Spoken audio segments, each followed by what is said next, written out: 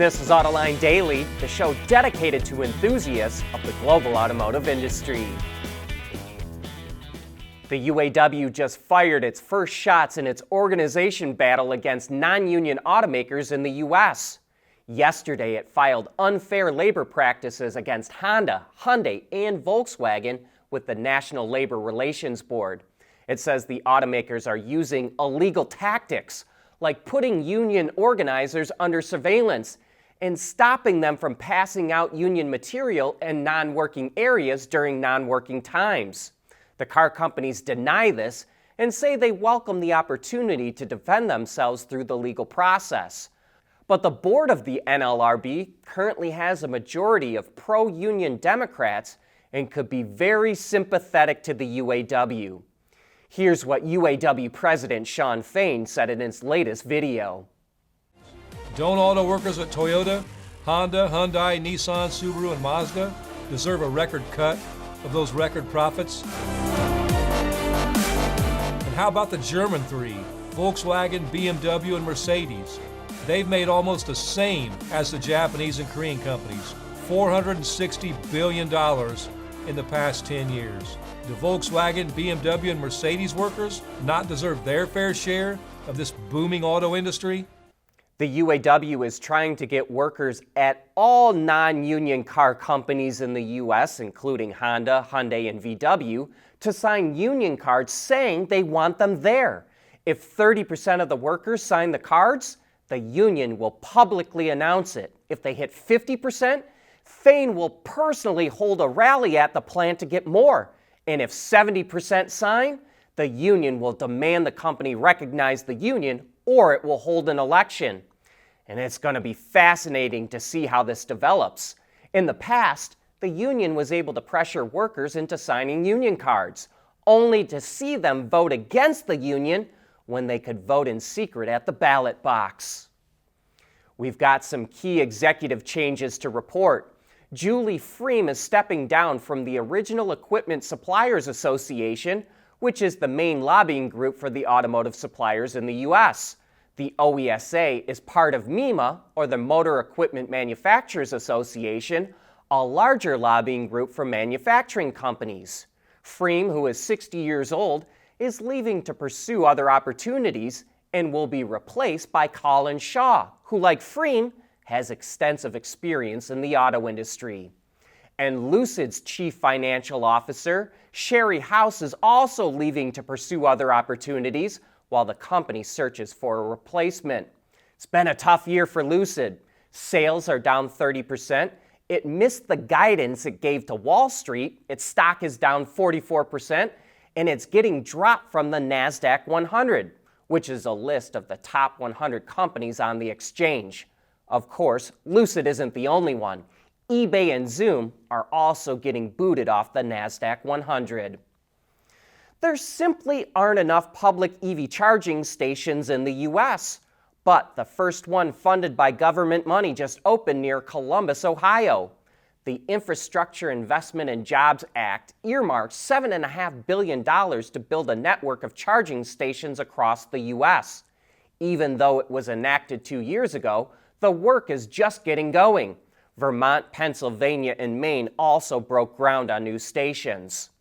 The U.S. currently has 165,000 charging ports, but the Biden administration wants to grow that to 500,000 by 2030 and have them placed no more than 50 miles apart along highways and interstates. That could go a long way to answering complaints about a lack of a charging infrastructure. Renault promised to give Nissan more of an equal footing in its alliance, so the French automaker is selling 5% of its Nissan stock, and Nissan is buying those shares and retiring them. Renault will book a $1.6 billion loss from the transaction. The stock sale is actually part of an agreement the two automakers made earlier this year, in which Renault will reduce its stake in Nissan from 43% to 15%. Renault plans to sell off its stake gradually. And speaking of Renault, German newspaper Handelsblatt reports that the French automaker is in talks with Volkswagen to develop a low-cost BEV to compete against Chinese imports in Europe. The talks are still in a, quote, very early stage, but the two companies want to share a BEV platform for models that cost below 20,000 euros. VW also has an EV partnership with Ford, where some of Ford's European models will use VW's MEB platform. And no wonder they're doing that.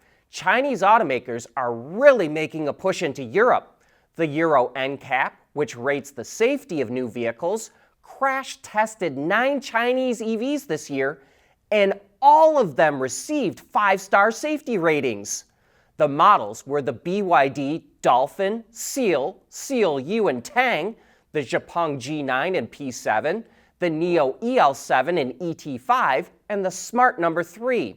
While Smart isn't completely Chinese, it's partly owned and built by Geely in China. And not only was the Neo ET5 the safest among all the Chinese vehicles tested, it was the safest vehicle tested by the Euro NCAP this year.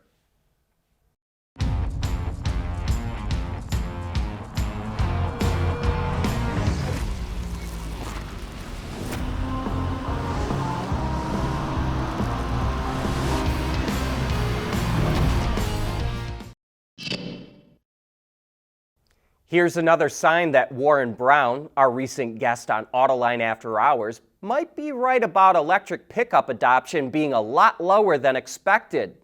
Ford will cut production of the F-150 Lightning in half at the start of next year due to, quote, changing market demand.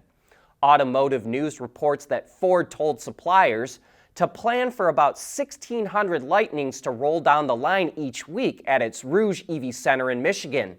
That means it will make about 75,000 electric trucks for the full year instead of a planned 150,000. And Ford says it will continue to match production of the Lightning to meet customer demand, so that new output number could easily change in either direction. And while you might joke that the Lightning is barely keeping its head above the water, it looks like the Tesla Cybertruck will have no problem mixing water and electricity. Some of the first owners are showing that the truck has a Wade mode in its off-road settings that raises the ride height of the truck and pressurizes the battery when driving through water. I have not seen anyone test these capabilities yet, but Elon Musk previously said he wanted the Cybertruck to be able to cross the water between SpaceX's Starbase and South Padre Island in Texas, which is about 1,100 feet or 360 meters. General Motors and Komatsu are collaborating to develop fuel cells for mining trucks. Specifically, they're for Komatsu's 930E mining trucks, which are as big as a house and can haul 320 tons per load. The fuel cells for those trucks will generate 2 megawatts of power, or the equivalent of 2,682 horsepower.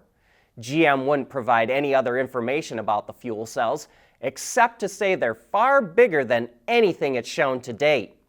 The 930E is a diesel-electric, where the diesel runs a generator to power the electric motors that drive the wheels. So the fuel cell would merely replace the diesel and generate electricity directly. No word yet on when these fuel cell trucks will be available to customers. And we're offering bonus points to anyone who can name the division of GM that made mining trucks from 1953 to 1981. And that's right, GM used to make some of the biggest mining trucks in the world. Mercedes has now applied its AMG-specific e-Performance hybrid setup to 5 of its models, which pairs a twin-turbo 4-liter V8 engine with an electric motor for 800-plus horsepower. And the setup instantly made some of them the most powerful version of that model ever. And the new SL63 SE Performance is no different. With 600 kilowatts or 804 horsepower and 1,047 pound-feet of torque, this is the most powerful SL ever and will do 0 to 100 kilometers an hour in 2.9 seconds.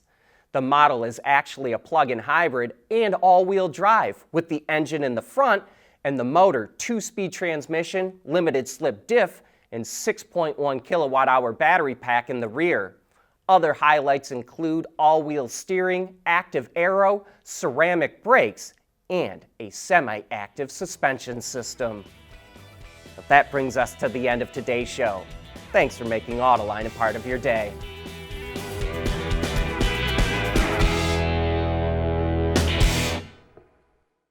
Autoline Daily is brought to you by Bridgestone, solutions for your journey, and by Intrepid Control Systems, over-the-air engineering. Boost your game. At CES January 9th through 12th, 2024, Intrepid's looking forward to seeing you at our booth 3666 Las Vegas Convention Center in the West Hall. We'll be demonstrating the latest and greatest in software-defined vehicles and zonal architectures, automotive Ethernet technologies like 10-base T1S and multi-gigabit. See you at CES 2024 Las Vegas Convention Center in West Hall booth 3666 or visit intrepidcs.com/sales.